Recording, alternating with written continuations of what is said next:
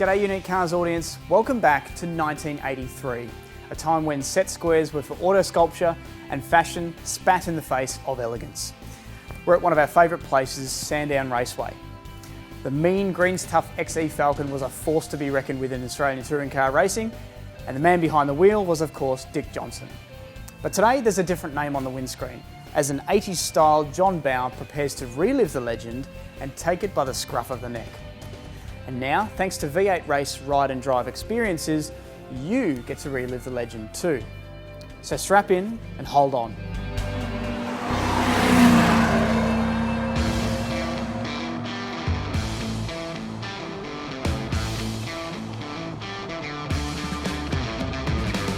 This is one of the most iconic liveries in motor racing history.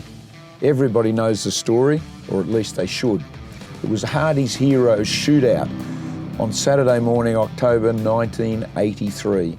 Dick Johnson came out of Forest Elbow. Greens-Tuf was on a flyer when the front tyre brushed the concrete wall and disappeared down into the trees. It was like a horrifying moment.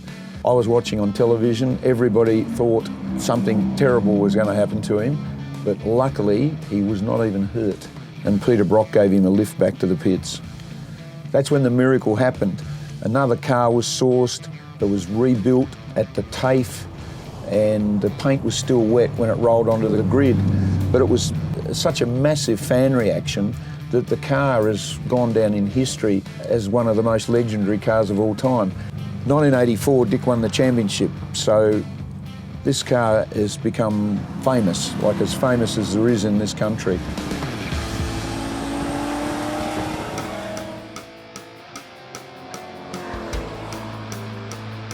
These cars are old-fashioned. They look tough even when they're standing still, and they are hard work to drive. You know, you've got to keep your wits about you with these things. They had big tyres and big grunty engines, and that's about where it stopped. Their brakes were okay without being amazing. Their road holding was okay without being amazing, although they did have power steering so that they don't require the upper body strength that the earlier cars did. So there's no aids though, no sequential gearboxes, shift cuts in the ignition system so you can flat change. They're sort of much more raw, and that's what I love about these. Anybody that grew up in those times is going to love this car. It's pretty strong. 351 Cleveland was, you know, one of the iconic engines of the time and still is. You know, they're good breathing, good cylinder head design. So yeah, it pulls the skin off a rice pudding.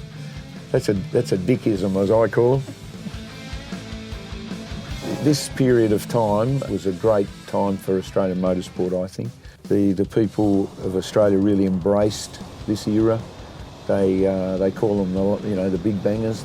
So it was an era that people have fond memories of, and you know, to be able to recreate that, the V8 Race Experience guys, Greg Evans in particular, and Harry, who's done all the work on the car, you know, to recreate this car is the only thing missing is some skinny sheepskin seat covers, really.